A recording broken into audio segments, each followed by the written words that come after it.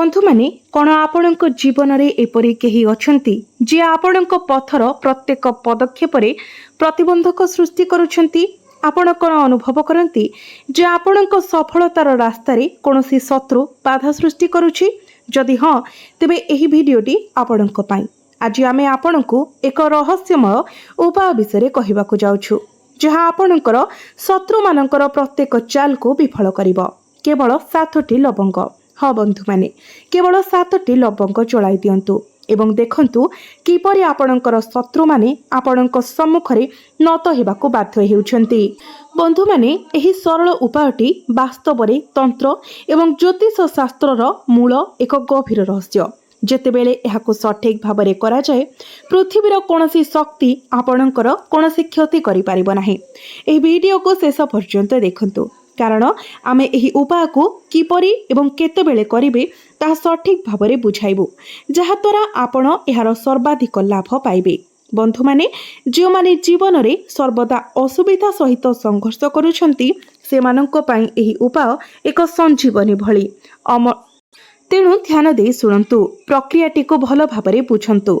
आपणकर शत्रु माने आपणक विरुद्ध रे ठिया हेबा पई शक्तिहीन होइचिबे। बंधु माने शत्रु माने दुई प्रकारर। प्रथमटी हेउची से माने जो माने खोलाखोली भाबरे सेमानकर शत्रुता प्रदर्शन करती, जो माने सीधा सड़क आपणको आपणक मुहरे क्षति करिबा पई चेष्टा करती। एपरि शत्रु मानक ठारु निजको रक्षा करिबा अपेक्षाकृत सहज कारण सेमानकर उद्देश्य आम पई स्पष्ट। किंतु द्वितीय प्रकारर जहा गुप्त शत्रु जो माने आमको सामने बंधु भली निजको जाहिर करती किंतु गभीर भावरे आम प्रति विरक्ति पोषण करती, ईर्षार पोषण करती। तो एमाने ही हेउचंती सबुठारु विपदपूर्ण शत्रु कारण एमानंकु चिन्हिबा अत्यंत कष्टकर कार्य। एपरि शत्रु मानंकु मुकाबिला करिबा पई प्रस्तुत निर्दिष्ट पूजार्चना करी आपण सर्वदा आपणकर सुरक्षा सुनिश्चित करि पारिबे। आपणकर शत्रु माने जेते चेष्टा कले मध्य सेमाने आपणकर क्षति करिबाकू संपूर्ण असमर्थ हेबे। एबे आसंतु लवंग उपरे आमर ध्यान देबा। बंधु माने लवंग को भगवान शिव एवं देवी शक्तिंकर दिव्य शक्ति सहित आंतरिक भावरे जड़ित बोली विश्वास करा जाए। एहाको तांत्रिक पूजार्चना रे एक असाधारण शक्तिशाली उपादान करिथाए। एहा शत्रु मानक द्वारा सृष्टि होइथिबा बाधा दूर करिबारे विशेष प्रभावशाली प्रमाणित हुए। आर्थिक अभाव शत्रु मानक द्वारा रचित दूषित षड्यंत्र किंबा सेमानक घरे नकारात्मक शक्तिर उपस्थिति द्वारा पीड़ित लोकंक पई लवंग सहित प्रतिकार अत्यंत प्रभावशाली समाधान प्रदान करे। यह व्यतीत लवंग ग्रह दोष अशुभ ग्रह प्रभाव को दूर करिबारे मध्य एक गुरुत्वपूर्ण भूमिका ग्रहण करे। बंधु माने प्रायतः एपरि घटे जे एक घरे किछि शक्तिशाली असंतुलन किंबा दोष प्रकाश पाए जहाँ एहार सदस्य मानक एक निरंतर असुविधार सम्मुखीन हेबाको बाध्य करे। एपरि समस्या गुड़िक मध्य आर्थिक क्षति यह आसीबा मात्रे टंका खर्च हेबा ऋण वृद्धि एवं घर मध्य अवर्णनीय द्वंद्व अंतर्भुक्त। अनेक व्यक्ति एते सरल हृदय एवं निर्दोष जे सेमाने बुझी पारंती नाही जे एहा सेमानक सहित काहेकि घटुची तथापि आउ चिंता करिवार कोनोसी आवश्यकता नाही। 7टी लवंग जालिबा सहित जड़ित एही सरल प्रतिकार ग्रहण करंतु एवं देखंतु किपरि आपणकर शत्रु माने आपणकर जीवनरु उभान होइजिबे। आर्थिक समस्या दूर होइजिबो एवं जे कोनोसी ग्रह दोष मध्य शांत होइजिबो। बंधु माने जेतेबेले आपण एही प्रतिकार को सत्य विश्वास सहित करिवे आपणक कुंडली रे नवग्रह मध्य संतुलित हेबा आरंभ करिवे। एबे आमे एही प्रतिकार पई आगको बढ़िबा पूर्वरु आपण वीडियोटी को लाइक करी चैनल टी को सब्सक्राइब करि दियंतु एवं कमेंट बॉक्स रे भक्ति एवं श्रद्धार सहित जय पार्वती जय शिव शंभु निश्चय लिखंतु। तेबे बंधु माने एही उपायटी को आपण निज घरे ही करि पारिबे एवं संध्या समयटी एही उपाय पई सबुठारु शुभ बोली माना जाय थाए। तथापि जदि आपणक पाखरे समय नाही तेबे आपण सकाळे मध्य एहाको करि पारिबे किंतु संध्या समयटी अधिक प्रभावशाली रहिबो। सप्ताहर सोमवार मंगलवार किंबा बुधवार एही 3टी दिन मध्यरु आपण कोनोसी भी दिन एही उपायटी को करि पारिबे।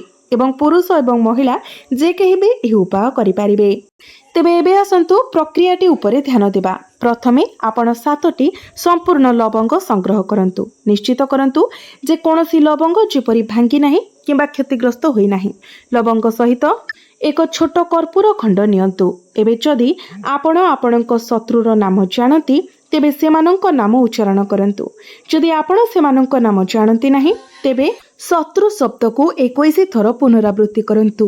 ଏହାପରେ ଭଗବାନ ମହାଦେବ ଏବଂ ଭଗବାନ ହନୁମାନଙ୍କୁ ଧ୍ୟାନ କରନ୍ତୁ ଏବଂ ଆପଣଙ୍କ ଜୀବନରୁ ସମସ୍ତ ଶତ୍ରୁଙ୍କୁ ଦୂର କରିବା ପାଇଁ ପ୍ରାର୍ଥନା କରନ୍ତୁ। ବନ୍ଧୁମାନେ, ଏବେ ଲବଙ୍ଗ ଉପରେ 21 ଥର ନିଶ୍ୱାସ ଫୁଙ୍କନ୍ତୁ। ଯଦି ଆପଣ ଶତ୍ରୁର ନାମ ଜାଣନ୍ତି ତେବେ ଫୁଙ୍କିବା ସମୟରେ ଉଚ୍ଚାରଣ କରନ୍ତୁ, ନଚେତ୍ ଶତ୍ରୁ ଶବ୍ଦକୁ ପୁନରାବୃତ୍ତି କରନ୍ତୁ। ଶେଷରେ ଏହି ଲବଙ୍ଗକୁ ଜଳାଇ ଦିଅନ୍ତୁ ଏବଂ ସେଗୁଡ଼ିକ ପାଉଁଶରେ ପରିଣତ ହେବା ପର୍ଯ୍ୟନ୍ତ ସମ୍ପୂର୍ଣ୍ଣ ଜଳିବାକୁ ଦିଅନ୍ତୁ। ଏବେ ଏହି ପାଉଁଶକୁ ଆପଣଙ୍କ ଘର ବାହାରେ ଏକ ଶାନ୍ତ ସ୍ଥାନରେ ମାଟିରେ ପୋତି ଦିଅନ୍ତୁ। ନିଶ୍ଚିତ କରନ୍ତୁ ଯେ ଏହି ଉପାୟ କରିବା ସମୟରେ କେହି ଆପଣଙ୍କୁ ଦେଖୁନାହାନ୍ତି କିମ୍ବା ବାଧା ଦେଉନାହାନ୍ତି। ବନ୍ଧୁମାନେ, ଏହି ଉପାୟଟିକୁ 4 ରୁ 5 ସପ୍ତାହ ପର୍ଯ୍ୟନ୍ତ ନିରନ୍ତର କରନ୍ତୁ। ଆପଣ ଯେଉଁ ସପ୍ତାହରୁ ଏହାକୁ ଆରମ୍ଭ କରିଥିଲେ ସେହି ସପ୍ତାହର ଠିକ୍ ସେହି ଦିନରେ ହିଁ ଏହି ଉପାୟକୁ ପୁନରାବୃତ୍ତି କରନ୍ତୁ। ଏହି ଉପାୟ ଏତେ ଶକ୍ତିଶାଳୀ ଯେ ଆପଣଙ୍କର ଶତ୍ରୁମାନେ ଧୀରେ ଧୀରେ ଆପଣଙ୍କ ଜୀବନରୁ ଦୂରେଇ ଯିବେ। ଏବଂ ଆସନ୍ତୁ ଆମେ ଆଉ କିଛି ଉପାୟ ବିଷୟରେ ମଧ୍ୟ ଜାଣିବା। ପ୍ରଥମ ଉପାୟଟି ଭଗବାନ ହନୁମାନଙ୍କ ସମ୍ମୁଖରେ ଲବଙ୍ଗ ଜାଳିବା ଅନ୍ତର୍ଭୁକ୍ତ। ମଙ୍ଗଳବାର କିମ୍ବା ଶନିବାର ଦିନ ହନୁମାନ ମନ୍ଦିର ଦର୍ଶନ କରନ୍ତୁ। 2ଟି ଲବଙ୍ଗକୁ ଏକ ଦୀପରେ ରଖନ୍ତୁ ଏବଂ ହନୁମାନ ଚାଳିଶା ପାଠ କରନ୍ତୁ। ଏହା କ୍ରମାଗତ 21 ଦିନ ପର୍ଯ୍ୟନ୍ତ କରନ୍ତୁ। ଏହା ଶତ୍ରୁମାନଙ୍କ ଦ୍ୱାରା ସୃଷ୍ଟି ହେଉଥିବା ସମସ୍ତ ବାଧା ଦୂର କରିବ। ଦ୍ୱିତୀୟ ଉପାୟଟି 3ଟି ଲବଙ୍ଗକୁ କଳା କପଡ଼ାରେ ବାନ୍ଧି ଆପଣଙ୍କର ଶତ୍ରୁର ନାମ ଜପ କରିବା ସମୟରେ ଏହି ପୁଟୁଳିଟିକୁ ଏକ ନିର୍ଜନ ସ୍ଥାନରେ ପୋତି ଦିଅନ୍ତୁ। କ୍ଲିମ୍ ମହାକାଳୀ ସର୍ବଶତ୍ରୁନାଶାୟ ଫଟ୍ ସ୍ୱାହା ଏହି ମନ୍ତ୍ରକୁ 108 ଥର ଜପ କରନ୍ତୁ। ତୃତୀୟ ଉପାୟଟି ହ୍ରୀମ୍ କ୍ଲିମ୍ ଶତ୍ରୁନାଶାୟ ସ୍ୱାହା ମନ୍ତ୍ର ଜପ କରି 4ଟି ଲବଙ୍ଗକୁ ଏକ ଲେମ୍ବୁରେ ପୋତି ଦିଅନ୍ତୁ। ଏହି ଲେମ୍ବୁକୁ ଆପଣଙ୍କ ମୁଖ୍ୟ ପ୍ରବେଶ ଦ୍ୱାରରେ ରଖନ୍ତୁ। ଚତୁର୍ଥ ଉପାୟଟି ଲବଙ୍ଗରୁ ପାଉଁଶ ପ୍ରସ୍ତୁତ କରି ଏହାକୁ କପାଳରେ ତିଳକ ଭାବରେ ଲଗାନ୍ତୁ। ଏହା ଆପଣଙ୍କ ଘରର ପ୍ରବେଶଦ୍ୱାରରେ ମଧ୍ୟ କିଛି ସିଞ୍ଚନ କରନ୍ତୁ। ପଞ୍ଚମ ଉପାୟଟି ହେଉଛି ହ୍ରୁମ୍ କ୍ଲିମ୍ ମହାକାଳୟ ଶତ୍ରୁନାଶାୟ ସ୍ୱାହା ମନ୍ତ୍ର ଜପ କରିବା ସହିତ ଏକ ପବିତ୍ର ଅଗ୍ନିରେ 5ଟି ଲବଙ୍ଗ ଜଳାଇ ଦିଅନ୍ତୁ। ଷଷ୍ଠ ପ୍ରତିକାରଟି ହେଉଛି କଳା ରାଶି, ଲବଙ୍ଗ ଏବଂ ଏକ କଳା ସୂତା ମିଶାଇ ଏକ ଛୋଟ ପୁଟୁଳି ତିଆରି କରନ୍ତୁ, ଯାହାକୁ ଆପଣ ଆପଣଙ୍କ ଶରୀରରେ ପିନ୍ଧିବା ଉଚିତ। ବନ୍ଧୁମାନେ, ଏହି ଉପାୟ କରିବା ସମୟରେ ମନ ଏବଂ ଶରୀରର ଉଭୟର ପବିତ୍ରତା ବଜାୟ ରଖିବା ଉଚିତ। ନକାରାତ୍ମକ ଚିନ୍ତାଧାରାରୁ ଦୂରେଇ ରୁହନ୍ତୁ ଏବଂ ସମ୍ପୂର୍ଣ୍ଣ ବିଶ୍ୱାସ ସହିତ ଏହି ଉପାୟ ଗୁଡ଼ିକୁ କରନ୍ତୁ। ମନେ ରଖନ୍ତୁ ଯେ ଏହି ଉପାୟ ଗୁଡ଼ିକର ଉଦ୍ଦେଶ୍ୟ କାହାକୁ କ୍ଷତି ପହଞ୍ଚାଇବା ନୁହେଁ, ବରଂ ନିଜକୁ ରକ୍ଷା କରିବା ଏବଂ ନିଜ ଭିତରେ ସକାରାତ୍ମକ ଶକ୍ତି ବୃଦ୍ଧି କରିବା। ଯଦି ଆପଣ ଅନ୍ୟ କାହା ପ୍ରତି କ୍ଷତିର ମନୋଭାବ ରଖି ଅନ୍ୟ କାହାକୁ କ୍ଷତି ପହଞ୍ଚାଇବାର ମନୋଭାବ ରଖି ଏହି ଉପାୟକୁ କରୁଥାନ୍ତି ତେବେ ଉପାୟର ଫଳାଫଳ ଓଲଟିଯିବ, ଅର୍ଥାତ୍ ଆପଣଙ୍କ ନିଜର ହିଁ କ୍ଷତି ହେବ। କୌଣସି ନିରୀହ ବ୍ୟକ୍ତି ଉପରେ, ସଚ୍ଚୋଟ ବ୍ୟକ୍ତି ଉପରେ ଆପଣ ଏହାର ପ୍ରୟୋଗ କରିବେ ନାହିଁ। କେବଳ ଯେଉଁମାନେ ବାସ୍ତବରେ ଆପଣଙ୍କର ଶତ୍ରୁ ଅଟନ୍ତି, ଖରାପ ଲୋକ ଅଟନ୍ତି, ବିନା କାରଣରେ ଯେଉଁମାନେ ଆପଣଙ୍କୁ ହଇରାଣ କରୁଛନ୍ତି, ଆପଣ ସେମାନଙ୍କ ବିରୁଦ୍ଧରେ ଏହାକୁ କରିପାରିବେ। କିନ୍ତୁ ଭୁଲରେ ମଧ୍ୟ ଏହାକୁ କୌଣସି ଅସହାୟ ବ୍ୟକ୍ତି ଉପରେ ପ୍ରୟୋଗ କରିବେ ନାହିଁ। ବନ୍ଧୁମାନେ, ଏବେ ଯେଉଁ ଯୁଗ ହେଲାଣି ଆମର ଗୋଡ଼ ଟାଣିବା ପାଇଁ ଅନେକ ଲୋକ ଅଛନ୍ତି, ଯେଉଁମାନେ କି ଆମର ସଫଳତାକୁ ସହ୍ୟ କରିପାରିନଥାନ୍ତି। ବିନା କାରଣରେ ଆମର ପଛରେ ପଡ଼ିଯାଇଥାନ୍ତି, ଆମର କ୍ଷତି କରିବା ପାଇଁ ଚେଷ୍ଟା କରିଥାନ୍ତି। ଏହି ଉପାୟ ସେମାନଙ୍କୁ ଅଟକାଇବା ପାଇଁ ବହୁତ ଲାଭପ୍ରଦ ଅଟେ। ତ ଆପଣମାନେ ଏହି ଉପାୟକୁ ପାଳନ କରି ନିଶ୍ଚିତ ଭାବରେ ଆପଣଙ୍କର ଗୁପ୍ତ ଶତ୍ରୁମାନ ହୁଅନ୍ତୁ କିମ୍ବା ଯେଉଁମାନେ ଆପଣଙ୍କର ସାମ୍ନାରେ ଅଛନ୍ତି ସେମାନଙ୍କର ଶକ୍ତିକୁ ଦୁର୍ବଳ କରିପାରିବେ।